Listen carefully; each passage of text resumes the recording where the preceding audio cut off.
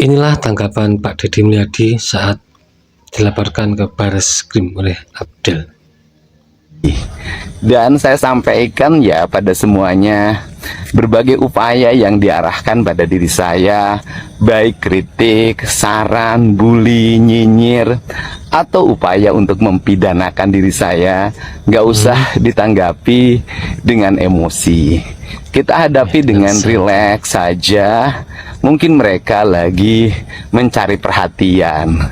Dan bagi saya, meyakini apa yang dilakukan adalah upaya-upaya mencintai seluruh rakyat Jawa Barat dan mencintai generasi mudanya. Karena saya ingin warga Jabar ke depan, anak-anak mudanya menjadi anak-anak hebat, menguasai teknologi, menguasai industri, menguasai pertanian, menguasai peternakan, perikanan, kelautan, kewirausahaan, dan seluruh berbagai profesi lainnya. Dan itu harus dibentuk dengan watak dan sistem yang hebat. Anak nggak usah dimasukin ke militer.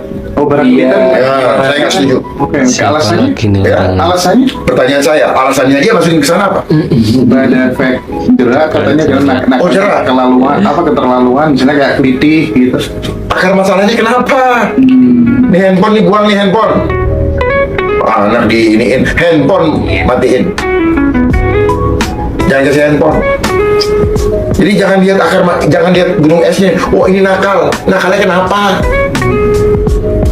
Orang tuanya tidak bisa ini. Dia cari kesenangan di luar. Orang tuanya cerai. Jadi luar. Rumah tangga adalah pusat. Bagaimana berkembangnya anak? Kalau dia sudah bagus dalam keluarga, masa berkembang, mau dilepas kemana aja, tidak akan dia hanyut, tidak akan, gitu. Jadi akar masalahnya selesaikan, ya, environmentnya betulkan, ya. Jadi jangan main potong kompas, selesaikan akar masalahnya. Kalau kayak gini jadi proyek lagi, nanti akan datang lagi, kata nakalnya nggak diselesaikan akarnya. Benahi keluarga, itu HP, segera jangan anak-anak sekolah diwajibkan menggunakan HP sampai umur dia 18 tahun. Di sini sumbernya. Prostitusi anak-anak, ada anak SD sudah tahu hal-hal yang dulu kami nggak tahu.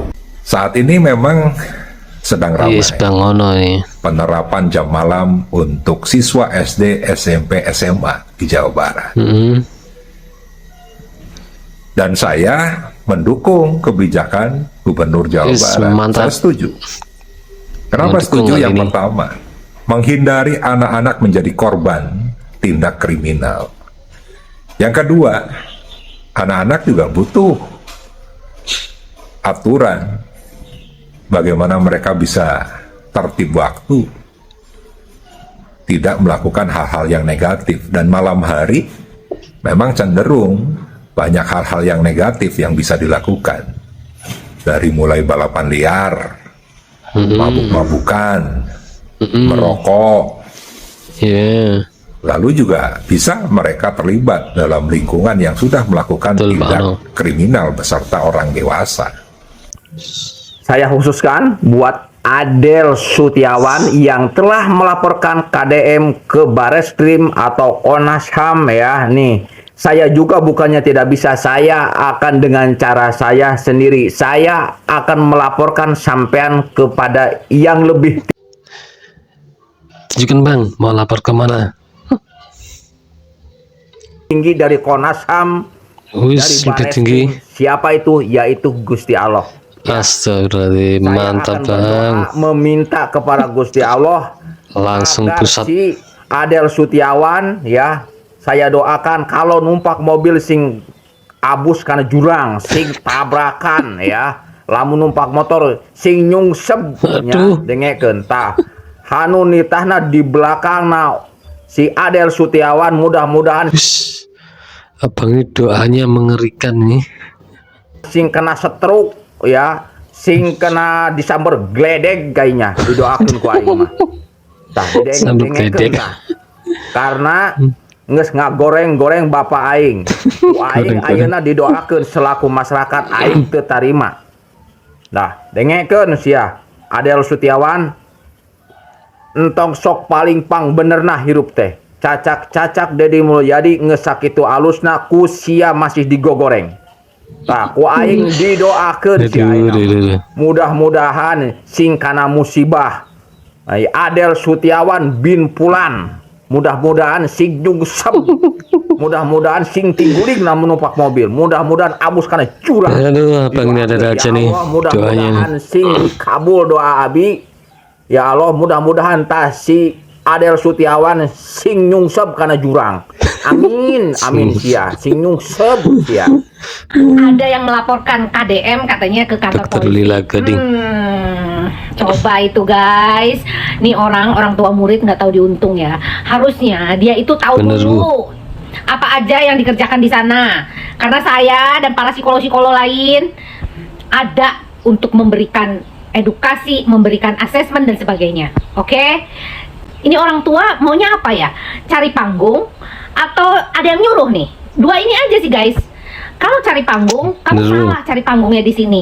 Mentang-mentang KDM lagi hits gitu, kamu cari panggung di sini supaya kalian juga terkenal.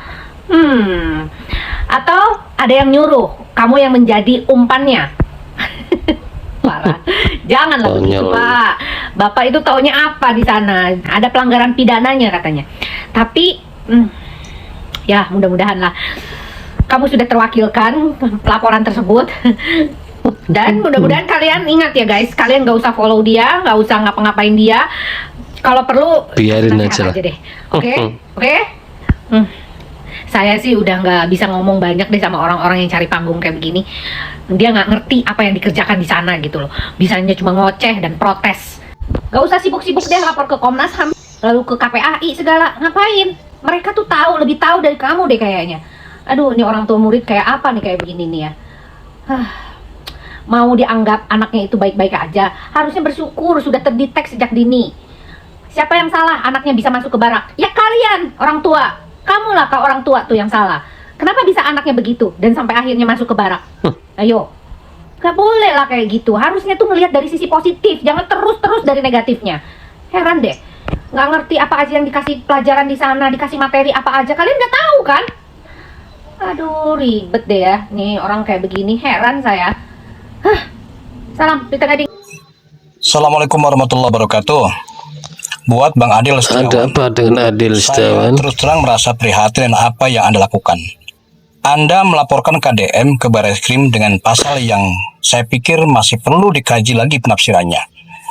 Perlu diketahui Bang Adel, KDM melakukan kebijakan dalam mendidik anak-anak khusus. Ingat ya, anak-anak khusus ke barak tentu bukan tanpa analisa hukum dan tanpa pertimbangan sosial. Kenapa kami merasa prihatin dengan apa yang Anda lakukan? Selama ini, seperti kita ketahui bahwa sistem pendidikan di negara kita cenderung berubah-ubah setiap periode kepemimpinan menterinya. Kenapa nggak Anda kritisi kebijakan tersebut? Kemana aja Anda selama ini di saat anak-anak banyak yang tawuran, banyak yang teler di jalanan? Kenapa sekarang Anda malah melaporkan KDM yang sedang melakukan atau yang sedang berupaya untuk memperbaiki generasi penerus yang terjebak dalam pergaulan liar? Maka seharusnya Anda bertabayun dan berdiskusi langsung dengan KDM. Jika Anda punya keberanian untuk sekedar ngobrol, ya silakan Anda datang ke Gedung Pakuan.